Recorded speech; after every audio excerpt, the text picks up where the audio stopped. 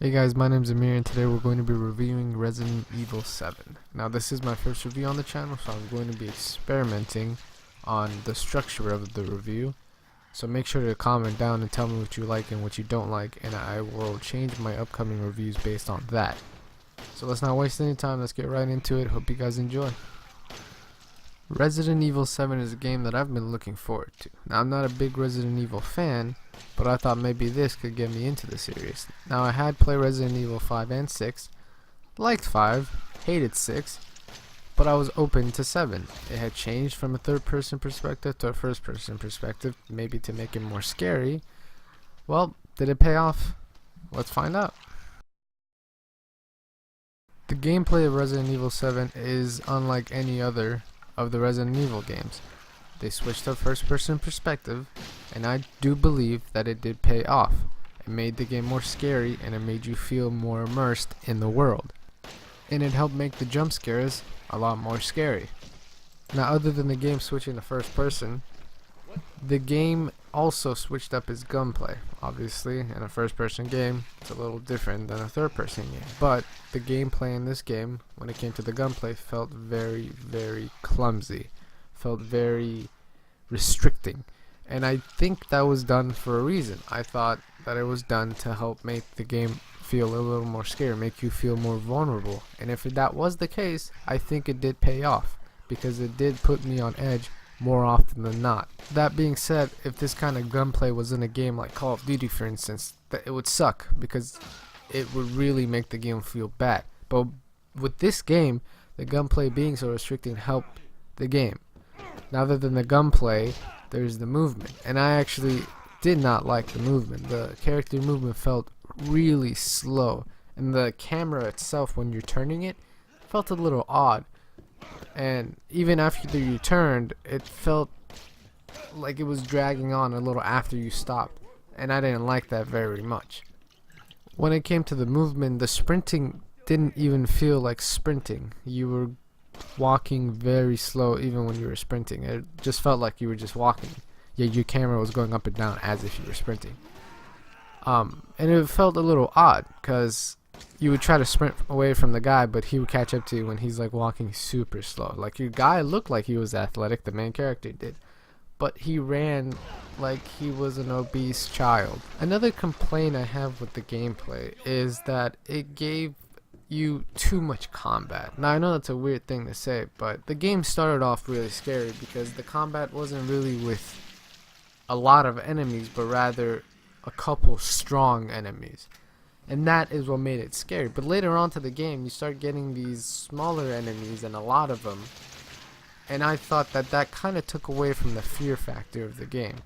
When a game that starts off so strong with its horror turns into something like a shooting gallery, with it throwing all these somewhat not all that important enemies at you just for you to kill and fill up the time between the next like big bad guy, it kind of takes away from you being scared, because you're just like, okay, well, here's another enemy, let's shoot this one.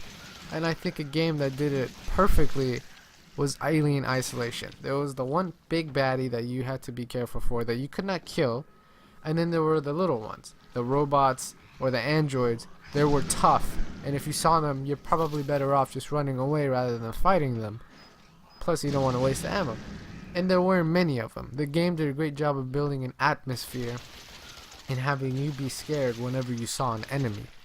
But this game, it built up a good atmosphere at the beginning, but then it kind of fell off because it gave you a little too much combat. Now I know that's a weird thing to complain about, but when a game's trying to be scary, the less combat you have and the less enemies you see makes when you do see an enemy a lot more scary. Now, with all that being said, in the end I did enjoy the game, and I still did get frightened by it a good amount of times.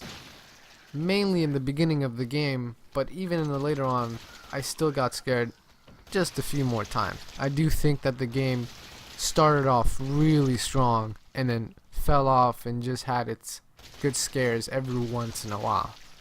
But I would like to point out that even when the game wasn't scaring me, I was still enjoying myself. I was still invested in what was going on enough to where I could get past not being scared. and still have fun with the game. No, no, no, no, no! You don't fucking try to escape your shell of me! There's no way out of there, Missy!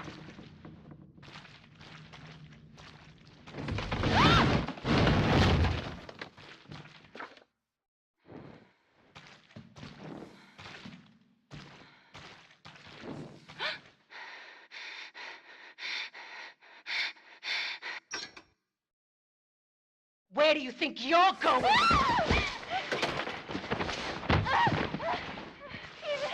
Stephen, please help. Stephen, help. The developers for this game did a great job of keeping the story for this game somewhat of a secret. And I'm gonna honor that by not really talking about the game much other than really the basics of the story. In this game you play as Ethan, whose wife, Mia, has gone missing for the past 3 years. He gets a message from her saying, "Do not come looking for me."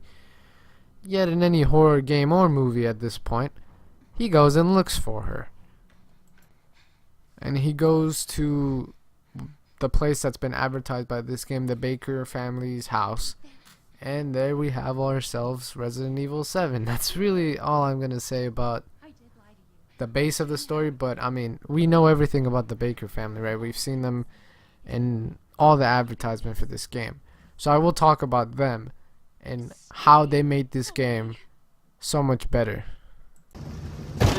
Ah, shit!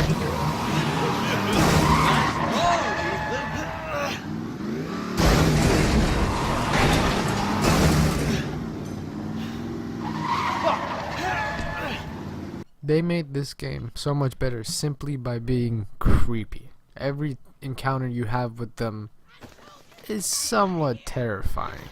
Whether it is how they're just roaming about, waiting to catch you, or where they're setting up these little things for you to do. It's really, really fun and terrifying all at the same time. And I think their presence made the game not only much scarier, but much more enjoyable. Now, there wasn't really a character that I didn't like in this game. I liked all the Baker family stories. I somewhat liked the main character and his wife's storyline. It was handled somewhat well. And the mysterious voice on the phone. I liked their story altogether. And I think that the story ended well. I know many people didn't like the ending, but I didn't really see much fault with it. When it comes to scary games and the hell even movies, you don't play them or you don't watch them for the ending, because the endings are usually just, not very good. But this one I actually didn't think was that bad. I don't get the hate, but I don't know, I thought the ending was fine. In the end, I thought the story was good enough for a horror game, and I think it didn't really help, but it didn't really take away much from the game either. I think this game was really all about the gameplay and the scares rather than the story. But I do think that the Baker family made the game so much better. And their story actually was really interesting and really wrapped up well. Now for the little things, I'm going to start off with graphics. Now the graphics for this game are pretty damn good for the most part. There are times where the graphics really look bad, but those are few and far between. And it didn't really take me out of the game, so I didn't really care much. Plus the graphics for this game, they're good most of the time. Just one or two times where it was bad, I didn't really care enough to stop and be like, oh my god, that looks horrible. So yeah, it really wasn't that big of a deal. That's why it's a part of the little things. Now, other than the graphics, the length of this game could be a problem for some people, but for me it wasn't really a problem. It took me 9 hours to beat it, but I do want to go back and play it again. Not really sure why, but it just had that impact on me. So for that reason, I'm not really going to take points off for the length. 9 hours plus the second playthrough that should take me somewhere between 5 or 6 hours. It's like a total of 14-15 hours. I'm fine with that. I do think that the game is good enough where $60 is worth the 9-10 hour purchase, where you might even play it again. because it really has that feeling of like a second playthrough, and it does have, at times it does have a branching path, so I do also want to replay it for that reason, and I'm sure many people will as well. So when it comes to value, it is fine in that aspect. And finally on our little things list is, well, I love collectibles in games, and I thought that this game did a great job with its collectibles, especially the bobbleheads. Now I know that's a really weird thing to have on a review, collectibles, but I mean, again, the little things are probably do not affect the final score. These are just my personal things that I liked and want to talk about. And I love collectibles, and this game did it really well, where you don't necessarily have to look for them by seeing them rather than hearing them. And I thought that was really awesome. And you had to, like, whenever I would hear one, I would like go crazy and be like, where is it? Where is it? I need to find it.